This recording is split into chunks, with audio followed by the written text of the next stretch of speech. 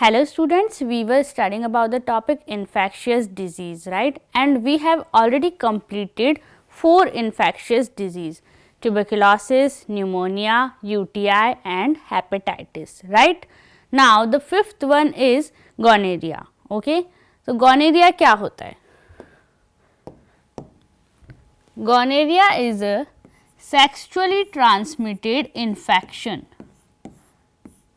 What is sexually transmitted infection? Sexually transmitted infection means ये जो infection है वो किससे ट्रांसमिट होता है? बाय सेक्स, और वो ऑरल, वेजाइनल या एनल, इन सेक्स से ट्रांसमिट होता है गोनेरिया, ओके। और गोनेरिया का कॉज क्या है? कॉजेटिव एजेंट की अगर हम बात करें, इसका कॉजेटिव एजेंट कौन है? नाइजेरिया गोनेरी। इस बैक्टीरिया की वजह से गोनेरिया होता है और कैसे ट्रांसमिट होता है? सेक्सुअल एक्टिविटी से। अब ये नाइजेरिया गोनेरी किसको अफेक्ट करता है? ये मेनली अफेक्ट करता है genital of male and female, genital organs of male and female.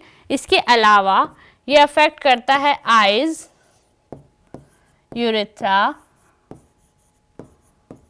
और anus. Reproductive organs of male and female, इसके अलावा यूरेथ्रा, एनस और आइज को सबसे ज़्यादा अफेक्ट करता है ये बैक्टीरिया नाइजेरिया गोनेरी, ओके। तो गोनेरिया क्या है? Gonorrhoea is a sexual transmitted infection which is caused by bacteria Neisseria gonorrhoeae and especially targeting the genital organs of male or female और eyes, urethra and anus। तो ये है definition और introduction of gonorrhea। तो gonorrhea आपको समझ में आया? After the introduction and definition of gonorrhea, now symptoms और clinical manifestations। gonorrhea में होता क्या है? कौन कौन से symptoms देखने को मिलते हैं gonorrhea में? गोनेरिया में मेनली वाइट डिस्चार्ज होता है जेनाइटल ऑर्गन से, मेल और फीमेल से, और इसके अलावा बर्निंग और पेन होता है ड्यूरिंग यूरिनेशन। यूरिनेशन के ड्यूरिंग बर्निंग और पेन सेंसेशन होती है। Itching and soreness in anus, anus में सॉर जनरेट हो जाते हैं, सॉर बन जाते हैं, इस तरह से वुंड या घाव बन जाते हैं। एनस में रेक्टल ब्लीडिंग होती है। वाइट डिस्चार्ज जो मैंने आपको बताया कि जो इसका सिम्टम है वो मेनली वाइट डिस्चार्ज होता है जेनाइटल ऑर्गन से।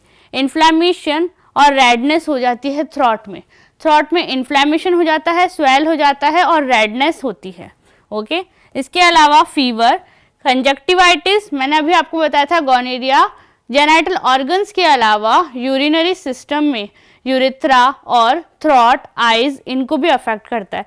तो आइज में कंजक्टिवाइटिस होते हैं, स्वेलिंग, पेन, पस, ये सिम्टम्स देखने को मिलते हैं गोनेरिया में। स्वेलिंग होने लगती है, पेन होता है, पस लाइक डिस्चार्ज होता है जेनाइटल ऑर्गन से भी, और पस फॉर्म हो जाते हैं जेनाइटल्स में, ओके। तो ये सिम्टम्स है गोनेरिया के, मेनली जेनाइटल से रिलेटेड सिम्टम्स है। इसके अलावा आइज से रिलेटेड कंजक्टिवाइटिस और थ्रॉट से रिलेटेड इन्फ्लेमेशन। तो ये आप इस तरह से याद कर सकते हो। आफ्टर द क्लिनिकल मैनिफेस्टेशंस और symptoms, now pathophysiology, pathophysiology of gonorrhoea. अब गोनेरिया कैसे होता है? मैंने आपको बताया कि गोनेरिया के रीजंस क्या होते हैं। ये एक सेक्सुअल ट्रांसमिटेड इन्फेक्शन है, तो इसका रीज़न क्या होगा? Sexual activity, means oral, vaginal या फिर एनल सेक्स से ये डिजीज़ हो सकती है। और क्या होता है? बैक्टीरिया जिसका नाम बताया मैंने आपको, नाइजेरिया गोनेरी, ये हमारी बॉडी में जेनाइटल में इन्फेक्शन कॉज करता है। जैसे ही नाइजेरिया गोनेरी ये बैक्टीरिया हमारे जेनाइटल तक पहुंचा, तब क्या होता है? इनमें पिलाइज होते हैं, इस बैक्टीरिया में पिलाइज होते हैं जो क्या करते हैं? जेनाइटल की स्मूथ एपिथेलियल्स, म्यूकोसल एपिथेलियल्स मेम्ब्रेन पे क्या करते हैं? ये जाके चिपक जाते हैं, अटैच हो जाते हैं। ये पिलाइज अटैच हो जाते हैं, बैक्टीरिया के पिलाइज अटैच हो जाते हैं स्मूथ मेम्ब्रेन पे, और यहाँ अटैच होने के बाद में ये अपना इन्फेक्शन स्टार्ट करते हैं। सबसे बड़ी बात, इनके अंदर क्या होता है, ये जो पिलाइज है ये इनको प्रोटेक्ट करते हैं फैगोसाइटिक एक्टिविटी से, मींस इनको किल करने से ये प्रोटेक्शन देते हैं, ये इनको बचाते हैं, जिससे हमारी बॉडी की जो इम्यून सिस्टम है या हमारी बॉडी बैक्टीरिया को किल करती है वो कैपेसिटी उसकी ख़त्म हो जाती है, इन पिलाई से इनको प्रोटेक्शन मिल जाती है। तो ये फैगोसाइटिक एक्टिविटी को से बचाते हैं, इन बैक्टीरियाज को प्रोटेक्ट करते हैं पिलाइज, जिससे ये इनको किल होने से प्रोटेक्शन मिलती है। और उसके बाद क्या होता है, ये पिलाइज से अटैच हो गए ये मेम्ब्रेन पे, स्मूथ एपिथेलियल या म्यूकोसल मेम्ब्रेन पे ये बैक्टीरिया जाके अटैच हो गया। उसके बाद क्या होता है, इन बैक्टीरिया में प्रेजेंट होता है IgA protease enzyme. IgA protease enzyme, इस एंजाइम का क्या काम होता है, ये एंजाइम डाइजेस्ट करता है IgA जो प्रेजेंट होता है यूरिथ्रा और जेनाइटल्स में। जेनाइटल्स और यूरिथ्रा में IgA प्रेजेंट होता है, उसे क्या करता है, ये डाइजेस्ट कर जाता है, जिसकी वजह से इसको प्रोटेक्शन मिल जाती है, क्योंकि ये IgA क्या कर देगा, ये किल कर देगा बैक्टीरिया को। ये बैक्टीरिया को किल करता है, तो इससे अगर इसी को ही डाइजेस्ट कर दिया तो इसको क्या मिल गई, प्रोटेक्शन मिल गई, तो ये क्या करेगा, अपना इन्फेक्शन कॉज कर पाएगा। तो नाइजेरिया गोनेरी के अंदर IgA प्रोटीएज एंजाइम होता है जो यूरिथ्रा और जेनाइटल में प्रेजेंट IgA को डाइजेस्ट कर जाता है, जिसकी वजह से इन्फेक्शन कॉज हो जाता है। अब क्या होगा, ये बैक्टीरिया रेप्लिकेशन करेगा, मल्टीप्लिकेशन करेगा, अपने जैसे और बैक्टीरियाज बनाएगा, और रेप्लिकेशन और मल्टीप्लिकेशन से इन्फेक्शन होगा, इन्फ्लेमेशन होगा जेनाइटल्स और यूरिथ्रा में, और उससे क्या होगा, हमारी डिजीज गोनेरिया कॉज होगा उससे। ओके, तो ये है pathophysiology of gonorrhoea. Neisseria gonorrhoeae bacteria के रेप्लिकेशन और मल्टीप्लिकेशन से इन्फ्लेमेशन होता है और गोनेरिया कॉज होता है। और रीजंस क्या है इसके, कि सेक्सुअल ट्रांसमिटेड इन्फेक्शन है, तो सेक्सुअल एक्टिविटी इसका रीजन होगा। After the pathophysiology of gonorrhoea, now diagnosis. अब डायग्नोस कैसे करेंगे कि गोनेरिया है या नहीं। डायग्नोस करने के लिए ब्लड टेस्ट, यूरिन टेस्ट, क्योंकि मैंने आपको बताया कि गोनेरिया यूरिथ्रा में होता है, यूरिथ्रा को भी अफेक्ट कर सकता है ये इन्फेक्शन। यूरिथ्रा, जेनाइटल ऑर्गन्स मैंने आपको बताया था इनमें होते हैं, तो यूरिन टेस्ट से ये पता लगाते हैं कि यहाँ पे गोनेरिया का जो बैक्टीरिया है नाइजेरिया गोनेरी वो प्रेजेंट है या नहीं। इसके अलावा फ्लूइड टेस्ट, यानी जेनाइटल के जो फ्लूइड है वो यूज़ किए जाते हैं और उनमें उस बैक्टीरिया की प्रेजेंट पता लगाई जाती है। ठीक है, तो फ्लूइड टेस्ट, ब्लड टेस्ट और यूरिन टेस्ट, ये टेस्ट होते हैं गोनेरिया के डायग्नोसिस में। इसके अलावा ट्रीटमेंट, अब ट्रीटमेंट में क्या होता है, गोनेरिया के ट्रीटमेंट में एंटीबायोटिक्स यूज़ की जाती है। क्यों, क्योंकि ये किससे होता है, बैक्टीरिया से होता है। ओके, तो बैक्टीरिया को किल करने के लिए एंटीबैक्टीरियल या एंटीबायोटिक ड्रग्स यूज़ की जाती है। कौन कौन सी ड्रग्स यूज़ की जाती है, यहाँ देखिए, एमॉक्सिसिलिन, एजिथ्रोमाइसिन जो हम किसी भी इन्फेक्शन के लिए यूज़ करते हैं, डॉक्सीसाइक्लिन, सिफिक्सिम और सिफ्ट्राइक्सोन। ओके, ये यूज़ की जाती है एंटीबायोटिक्स या एंटीबैक्टीरियल ड्रग्स गोनेरिया के ट्रीटमेंट के लिए। तो ये हो गया इसका डायग्नोसिस और ये इसका ट्रीटमेंट। तो गोनेरिया यहाँ पे कंप्लीट होता है। गोनेरिया के बाद नेक्स्ट सेक्सुअल ट्रांसमिटेड इन्फेक्शन है सिफिलिस। अब सिफिलिस क्या होता है, सिफिलिस होता है, it is also sexual transmitted infection, और ये भी किससे होता है, सेक्सुअल कॉन्टैक्ट से होता है। मेनली ये अफेक्ट करता है ऑर्गन्स जैसे वल्वा, वेजाइना, एनस और पेनिस। इन ऑर्गन्स को अफेक्ट करता है। क्यों, क्योंकि ये क्या है, सेक्सुअल ट्रांसमिटेड इन्फेक्शन है, तो ऑब्वियसली ये रिप्रोडक्टिव ऑर्गन्स को ही इन्फेक्ट करेगा। और इसके लिए कॉजेटिव एजेंट या फिर बैक्टीरिया होता है ट्रैपोनिमा पैलिडम। ये बैक्टीरिया होता है सिफिलिस के लिए, ये सिफिलिस कॉज करता है और कहाँ करता है, ऑर्गन्स मैंने आपको बता दिए, वल्वा, वेजाइना, एनस जैसे ऑर्गन्स में। और ये क्या होते हैं, मेनली सोर्स और कट्स जिन्हें हम बोलते हैं कैंसर। ये इनसे क्या होता है, बैक्टीरिया हमारे इन ऑर्गन्स में इंसर्ट होता है और यहाँ पे क्या शो करता है, इन्फेक्शन शो करता है।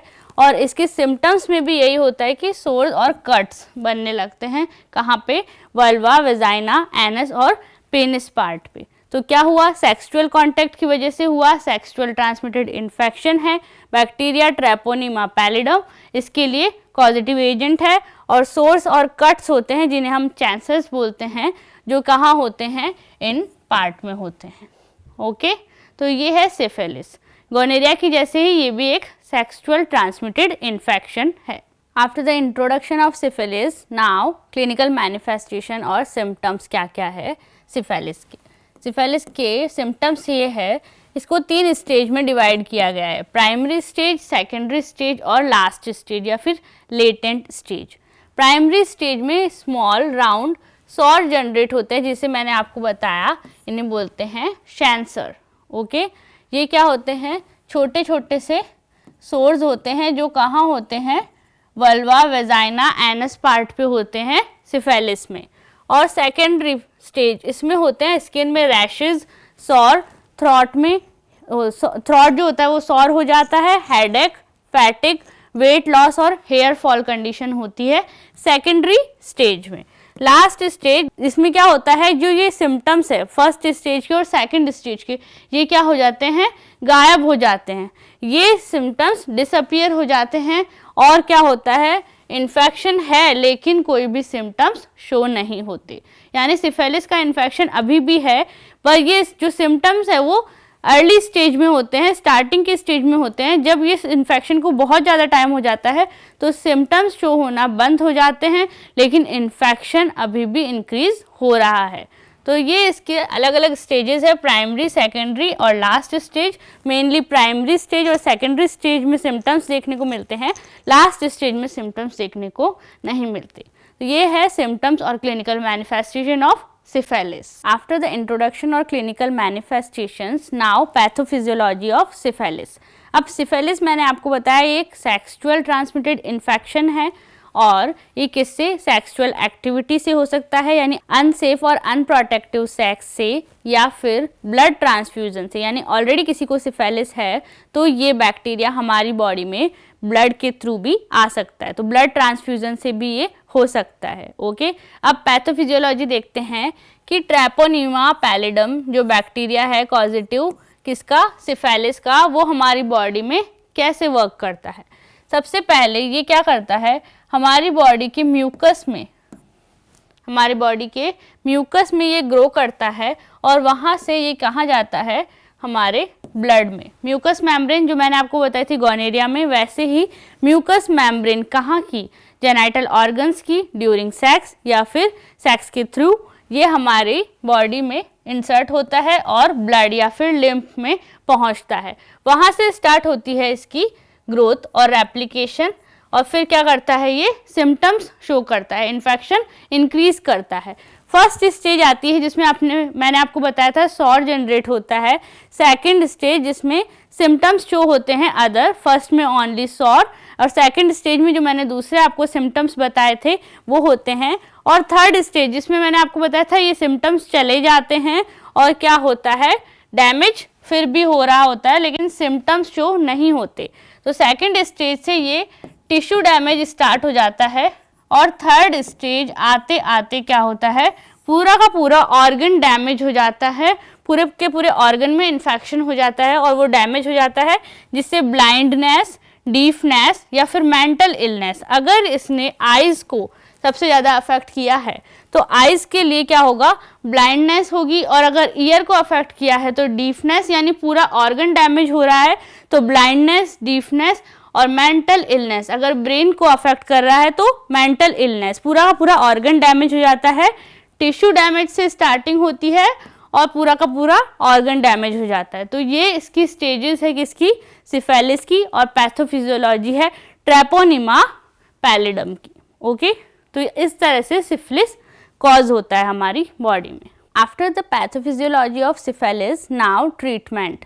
अब ट्रीटमेंट कैसे होता है सिफिलिस का। मैंने आपको बताया ये एक सेक्सुअल ट्रांसमिटेड इन्फेक्शन है जो किसकी वजह से होता है, बैक्टीरिया की वजह से। तो बैक्टीरिया के इन्फेक्शन को ट्रीट करने के लिए एंटीबायोटिक्स यूज़ की जाती है, एंटीबैक्टीरियल ड्रग्स यूज़ की जाती है। तो सिफिलिस को ट्रीट करने के लिए भी अगर हम फार्माकोलॉजिकल ट्रीटमेंट देखें तो कौन सी एंटीबायोटिक्स यूज़ की जाती है वो देखते हैं। पेनिसिलिन जी, डॉक्सीसाइक्लिन, टेट्रासाइक्लिन, क्लिंडोमाइसिन और सिफ्ट्रैक्सोन। ओके, ये एंटीबायोटिक्स यूज़ की जाती है सिफिलिस को ट्रीट करने के लिए फार्माकोलॉजिकल ट्रीटमेंट में। अगर नॉन फार्माकोलॉजिकल ट्रीटमेंट की बात करें तो नॉन फार्माकोलॉजिकल ट्रीटमेंट में क्या करते हैं हम, बेसिक लाइफ स्टाइल को इम्प्रूव करते हैं। सिफिलिस किससे होता है, अनसेफ अनप्रोटेक्टिव सेक्स से। ओके, तो अनसेफ अनप्रोटेक्टिव सेक्स अगर अवॉइड करते हैं तो हम सिफिलिस से बच सकते हैं। और एंटीबायोटिक्स का यूज़ नहीं करना है या फिर हम नॉन फार्माकोलॉजिकल ट्रीटमेंट से इस डिजीज़ को क्योर करना चाहते हैं तो हमें हमारी इम्यूनिटी को स्ट्रॉन्ग करना होगा जो क्या हो, इन्फेक्शन से लड़ सके। तो इसीलिए हम डाइट अच्छी यूज़ कर सकते हैं, इम्यूनिटी को स्ट्रॉन्ग करने के लिए फिजिकल एक्टिविटी कर सकते हैं और अच्छी डाइट ऐसी चीज़ें ले सकते हैं जो हमारी इम्यूनिटी को स्ट्रॉन्ग करे। ओके, तो वो हम यूज़ कर सकते हैं, वाइटामिन्स, मिनरल, न्यूट्रिशंस यूज़ कर सकते हैं अपनी इम्यून सिस्टम को स्ट्रॉन्ग करने के लिए। और फार्माकोलॉजिकल ट्रीटमेंट में मैंने आपको ड्रग्स बता दी है, पेनिसिलिन जी, डॉक्सीसाइक्लिन, टेट्रासाइक्लिन, ये ड्रग्स यूज़ की जाती है सिफिलिस को ट्रीट करने के लिए एंटीबायोटिक्स। डायग्नोस कैसे करते हैं, discharge from open source examine, जो मैंने आपको बताया था सोर जनरेट हो जाते हैं वेजाइनल पोर्शन पे या फिर वल्वा पे या यूरिथ्रल पोर्शन पे, उन सोर्स से निकलने वाले फ्लूइड को चेक किया जाता है, उसको एग्जामाइन किया जाता है और उसमें बैक्टीरिया की प्रेजेंस को चेक किया जाता है कि सिफिलिस कॉज करने वाला बैक्टीरिया इसमें प्रेजेंट है या नहीं। उन सोर्स से जो निकलता है फ्लूइड उसको चेक करके, उसको एग्जामाइन करके। ओके, तो यहाँ पे हमने हमारी 5th इन्फेक्शियस डिजीज गोनेरिया और सिफिलिस भी कंप्लीट कर दी है। In next class we will learn about the infectious disease malaria. Okay, और मलेरिया कैसे कॉज होता है, कैसे सिम्टम्स होते हैं उसके, कैसे उसकी पैथोफिजियोलॉजी होती है, वो हम पढ़ेंगे नेक्स्ट क्लास में। Okay, thank you.